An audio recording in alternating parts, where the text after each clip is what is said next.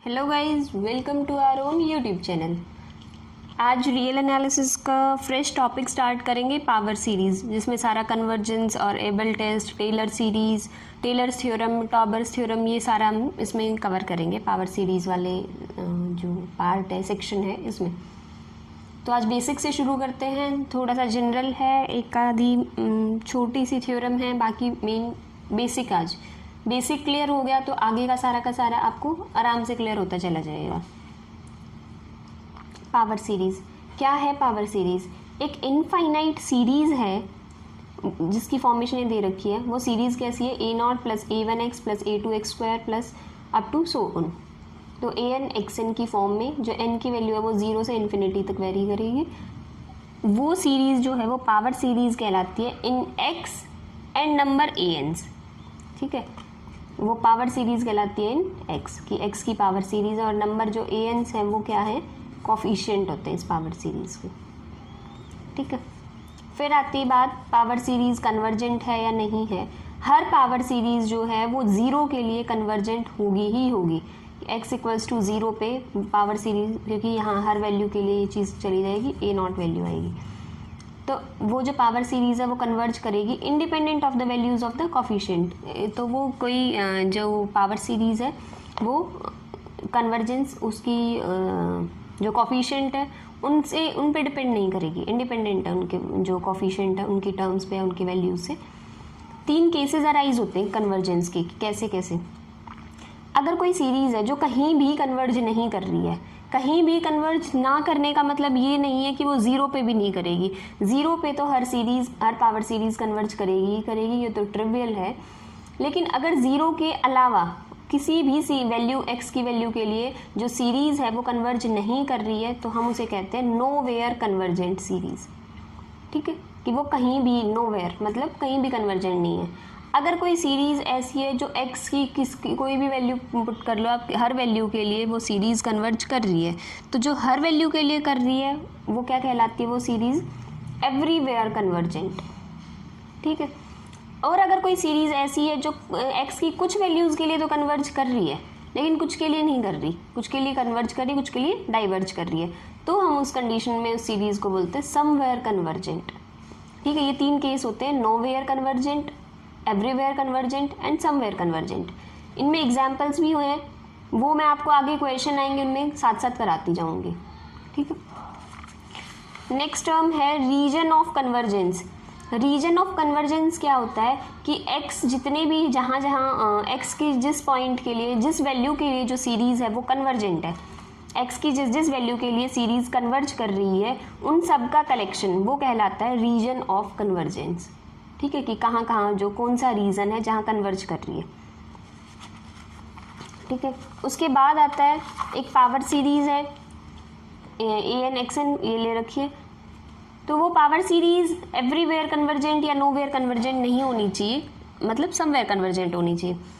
तो उसमें क्या है कि एक पॉजिटिव नंबर r ऐसा पक्का मिलेगा सच दैट सीरीज़ जो है उसका उसमें मॉड x जो लेस देन अगर r है उसके लिए वो कन्वर्ज करेगी, और mod x greater than r के लिए वो डाइवर्ज करेगी। अगर ये कंडीशन आ रही है, अगर ऐसा r हमें मिल जाता है कि वो जो है उसके मॉड x से बड़ा है तो वो कन्वर्ज, और मॉड x से छोटा है तो डाइवर्ज। तो अगर ऐसा r मिल रहा है तो वो जो r है वो कहलाता है रेडियस ऑफ कन्वर्जेंस। ठीक है, और समवेयर और एवरीवेयर के लिए, समवेयर के लिए मैंने बताया, एवरीवेयर और नोवेयर के लिए तुम खुद ही लगा सकते हो। एवरीवेयर कन्वर्जेंस के लिए रेडियस ऑफ कन्वर्जेंस क्या होगी? जब वो हर जगह कन्वर्ज कर रहा है तो इन्फिनिटी, सब जगह हो रहा है। नोवेयर कन्वर्जेंट तो क्या रेडियस होगी कि भाई इसमें होगी या इसमें कन्वर्जेंस है, जब वो कहीं कन्वर्जेंट है ही नहीं तो उसकी रेडियस क्या होगी? 0।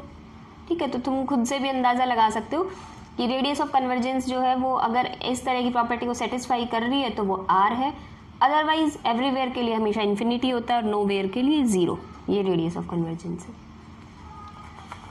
Moving to the next term, interval of convergence. Interval of convergence क्या कहलाता है? अगर हमें r मिल गया कि रेडियस ऑफ कन्वर्जेंस क्या है, कौन से रेडियस के लिए वो कन्वर्ज कर रही है, इस पॉइंट से छोटे के लिए और बड़े के लिए डाइवर्ज कर रही है, अगर वो r मिल गई हमें, तो वो जो उस पावर सीरीज़ के लिए वो जो r है वो रेडियस ऑफ कन्वर्जेंस है।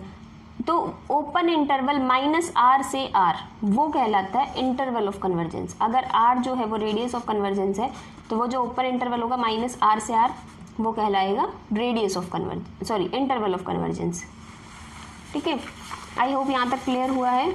उसके बाद एक थ्योरम करेंगे हम कि अगर हमारे पास ये कोई भी पावर सीरीज दे रखी है और ये कंडीशन गिवन है कि ए एन की पावर 1/n जो है वो आर 1/r है, तो हमें दिखाना है कि पावर सीरीज जो है वो कन्वर्जेंट होगी और उसकी रेडियस होगी आर। ठीक है, तो अगर हम रेडियस कब कहेंगे कि आर, रेडियस ऑफ कन्वर्जेंस हमने पढ़ा है कि इसको रेडियस ऑफ कन्वर्जेंस आर कब कहेंगे, जब वो जो सीरीज है उसमें इसके लिए तो कन्वर्ज कर जाए और इसके लिए डाइवर्ज कर जाए। अगर ये कंडीशन सेटिस्फाई कर जाए किसी भी इस पावर सीरीज के लिए, और ये हमें मिली हुई है, ये कंडीशन गिवन है, तो अगर ये चीज़ हो जाए तो हम ये कह सकते हैं कि पावर सीरीज कन्वर्जेंट होगी with radius of convergence R. ठीक है, चलते हैं। गिवन कंडीशन ये है, limit n tending to infinity mod a n raise to the power 1/n is equals to 1/r। दोनों साइड एक मॉड x से मल्टीप्लाई कर दो। अब यहाँ मॉड x से मल्टीप्लाई करोगे और ये इसकी 1/n पावर के अंदर जाएगा तो x की पावर n बन जाएगा, क्योंकि ये बाहर आएगा तो x ही तो है, और इधर मॉड x ही रहा।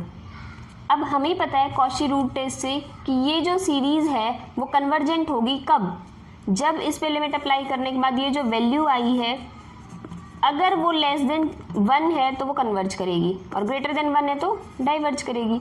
ये हम कॉची रूट टेस्ट पढ़ते आए हैं शुरू से। ठीक है, तो अगर ऐसी कंडीशन है कि हम जो सीरीज़ है पावर सीरीज, उस पावर सीरीज पे limit n tending to infinity apply करने के बाद जो वैल्यू आ रही है, अगर वो वैल्यू ग्रेटर देन 1 है तो वो डाइवर्ज करेगी, लेस देन 1 है तो वो कन्वर्ज करेगी। ठीक है, ये कॉची रूट टेस्ट कहता है। अब यहाँ तक हमें पता चल गया कि अगर ये टर्म लेस देन 1 है तो वो कन्वर्ज करेगी। इसी चीज़ को हम ये लिख सकते हैं, आर को उधर ले जाएं तो कि मोड एक्स जो है अगर वो लेस देन आर आ जाए तो वो कन्वर्ज करेगी, और mod x greater than r आ जाए तो वो डाइवर्ज करेगी। इसी चीज़ को इस फॉर्म में लिख दिया। तो यही तो प्रूव करना था कि पावर सीरीज जो वो कन्वर्जेंट होगी with radius of convergence R. जहाँ रेडियस ऑफ कन्वर्जेंस सिखाया वो सिखाया था यहाँ कि वो अगर ऐसा है कि मोड एक्स जो है वो लेस देन आर के लिए कन्वर्ज कर रही है और mod x greater than R के लिए जो है वो डाइवर्ज कर रही है, तो अगर ऐसी कंडीशन आ रही है तो वो आर जो है वो रेडियस ऑफ कन्वर्जेंस कहलाता है। ठीक है, ऊपर वाली थ्योरम जो हमने अभी भी की है उसके लिए एक नोट है कि अगर ऐसा है और limit this is equals to 1/r है तो वो सीरीज जो है एब्सोल्युटली कन्वर्जेंट होगी। फिर रेडियस ऑफ कन्वर्जेंस के लिए डेफिनेशन नहीं है, बस अलग से बता रखा है कि अगर तुम्हें निकालना हो तो कैसे। इस पावर सीरीज के लिए अगर तुम्हें रेडियस ऑफ कन्वर्जेंस निकालना है, अब तुम खुद से देखो तो ये क्या होता था, लिमिट an की पावर 1/n, या फिर यहाँ नोट से ही देख लो, लिमिट an की power 1/n n tending to infinity है लिमिट, तो 1/r, यहाँ से r की वैल्यू अगर तुम्हें निकालनी है तो क्या करोगे, रेसिप्रोकल कर दो दोनों साइड, 1/लिमिट n tending to infinity an। तो जब भी तुम्हें किसी चीज़ का रेडियस ऑफ कन्वर्जेंस निकालना हो तो हम ये कर लेते हैं। ठीक है, और वो कब होगा, जब ये वैल्यू जो है वो ग्रेटर देन 0 हो। ठीक है, लेकिन अगर खुद सोचो, अगर ये वैल्यू 0 हो an की पावर 1/n, अगर ये वैल्यू 0 हो तो रेडियस ऑफ कन्वर्जेंस क्या आ जाएगी, इन्फिनिटी। और अगर ये पावर इन्फिनिटी है, अगर ये डिनोमिनेटर वाली वैल्यू जो है वो इन्फिनिटी हो जाए तो रेडियस ऑफ कन्वर्जेंस 0 आ जाएगा। ठीक है, और जब भी r इन्फिनिटी होगा तो हम क्या बोलते थे, मैं अभी भी बता के आई थी जहाँ मैंने रेडियस ऑफ कन्वर्जेंस की डेफिनेशन क्लियर की थी कि जब भी आपकी रेडियस ऑफ कन्वर्जेंस इन्फिनिटी आए तो हम उसे बोलते हैं एवरीवेयर कन्वर्जेंट, और अगर r की वैल्यू 0 है तो हम बोलते हैं नोवेयर कन्वर्जेंट, कि वो कहीं भी कन्वर्जेंट नहीं है। अभी 2 रिजल्ट्स बता रही हूँ, वो आप देख लीजिए। ज्योमेट्रिक सीरीज है, एक GP दे रखी है एक तरह से, a + ar square plus a up to so on. वो कन्वर्जेंट कब है, अगर उसका मोड जो है वो लेस देन, उसकी जो कॉमन रेशियो है उसका मोड जो है वो लेस देन r है। ठीक है, तो अगर ऐसा है तो वो जो ज्योमेट्रिक सीरीज है वो क्या करेगी, कन्वर्ज करेगी। ये हम पहले पढ़ते थे शुरू में ग्रेजुएशन टाइम पे। अब है कंपैरिजन टेस्ट। कंपैरिजन टेस्ट में क्या है कि 2 सीरीज तुम्हें दे रखी है पॉजिटिव टर्म्स की, और वो सीरीज ऐसी हैं कि जो an है वो less than equals to bn है। ठीक है, और n हमेशा m से बड़ा ही रहेगा। तो अगर ऐसा है कि ए एन और बी एन जो है वो दो सीरीज़ दे रखी है, कंपैरिजन टेस्ट लगाएंगे हम इस पर।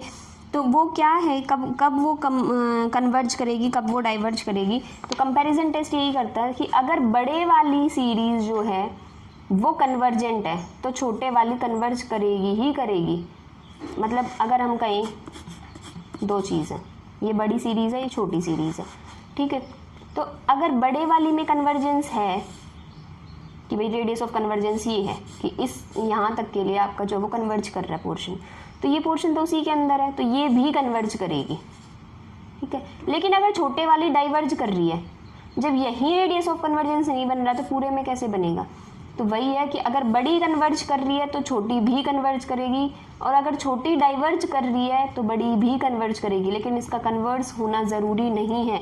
ये ज़रूरी नहीं है कि अगर आपकी जो छोटे वाली है वो कन्वर्ज कर रही है तो बड़ी भी करे, नहीं, बड़ी कन्वर्ज कर रही है तो छोटे वाली सीरीज़ जो वो कन्वर्ज कर रही है वो सही है, ठीक है। ये कंपैरिजन टेस्ट था।